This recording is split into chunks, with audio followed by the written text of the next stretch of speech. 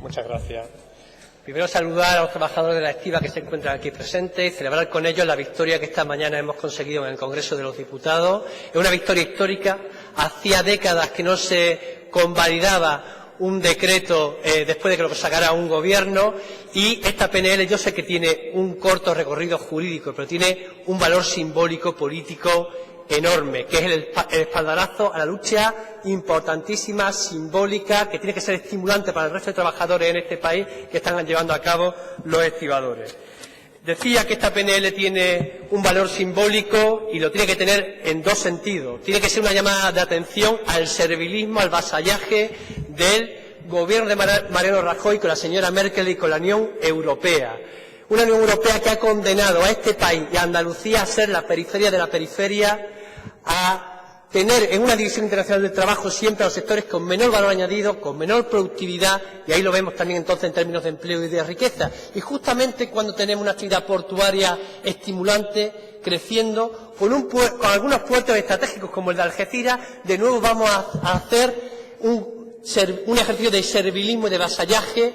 Vamos a convertir al Gobierno de Madrid en testaferro de Merkel. Claro, uno viendo las estadísticas entiende por qué hay testaferros de la Unión Europea, a pesar de que eso degrada la vida de la mayoría social trabajadora de este país, y es porque una minoría de este país consigue algunos réditos de esa posición servir en relación a la Unión Europea. Esta PNL debe servir de llamada de atención para defender a este país frente a la Unión Europea y a la mayoría social trabajadora de este país frente a la División Internacional del Trabajo, que nos posterga al último escalón. Segundo, esta PNL debe servir también para una cosa muy importante, y es que el señor Mariano Rajoy y su ministro ha ido un poco más allá en la interpretación de la normativa de la Unión Europea.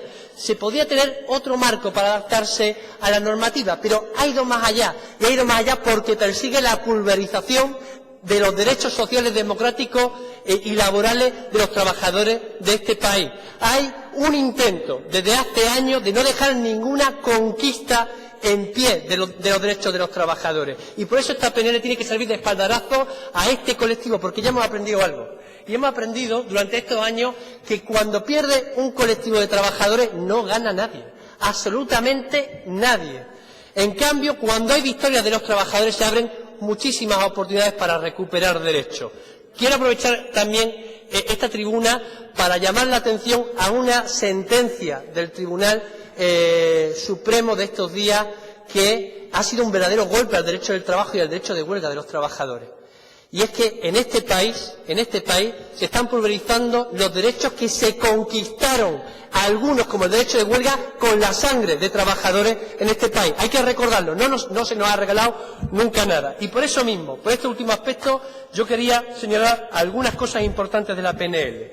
Primero, darle la vuelta al discurso maniqueo de los privilegios. Curiosamente, aquellos que defienden a los privilegiados de este país rodean con una diana, la diana de los privilegios, a algunos sectores de los trabajadores. Y yo creo que este debate tiene que abrir una discusión en el seno de esta sociedad.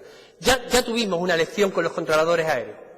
Yo no recuerdo que hayan ganado nada el resto de trabajadores de AENA, que se haya creado más empleo, que hayamos recuperado tarifas asumibles para los usuarios. No es verdad, no hubo ninguna ganancia de la barbaridad que se hizo con aquel colectivo. Quiero recordar también la diana que se nos colocó a los profesores, a los docentes, a los secundarios. No hemos ganado nada con el golpe tan fuerte en materia de empleo y reducción salarial cuando se nos decía que los docentes éramos privilegiados. No hemos ganado nada en ratio, no ha habido una mejora de la inversión pública educativa, en la calidad educativa, en el empleo. No ha habido nadie de la comunidad educativa que ganara con eso. Igual que no hay nadie que gana cuando ya se habla de empleados públicos privilegiados por tener sueldos de 1.000 euros, y estoy convencido que a final de año se dirá que los pensionistas de este país serán privilegiados por jubilarse a los 67 años. Que sirva este debate, el debate de la estiba y de los estibadores, para unir solidariamente a todos los colectivos que sufren la agresión constante que estamos viviendo con la crisis, con la gestión de la crisis, que está sirviendo de excusa para pulverizar nuestras conquistas. Claro, estamos tan acostumbrados que algunas direcciones sindicales tuerzan el brazo que cuando hay sector de trabajadores y direcciones sindicales que se mantienen firmes nos extrañe, pero es que esa extrañeza es la que se tiene que convertir en norma en este país, no en la excepción. Quiero también llamar la atención con alguna serie de propuestas que están encima de la mesa que yo espero que se retiren del debate público, porque de alguna manera recogen que en este país la corrupción es estructural. Y hablamos de corrupción legal, de poner el dinero público al servicio del interés privado. Desde el Grupo Parlamentario Podemos no vamos a consentir que se pongan millones de euros encima de la mesa para despedir a trabajadores y después contratarlos por la puerta de atrás de manera precaria y metiendo a las empresas de trabajo temporal. El dinero público no puede servir para eso. Lo que hace falta es tener claridad y saber que se va a subrogar a todos los trabajadores manteniendo sus derechos, consolidándolos en el tiempo como cualquier otro colectivo de trabajadores se merece. Pero no poner dinero público, que ya lo hemos visto en otros casos, para precarizar a las siguientes generaciones. Eso es indecente y es corrupción legalizada. Igual que es corrupción legalizada plantear que en algunos puertos en los que se crea empleo vayamos a prejubilaciones con dinero público. No se puede admitir. Lo que hay que hacer es crear más puestos de trabajo, no menos.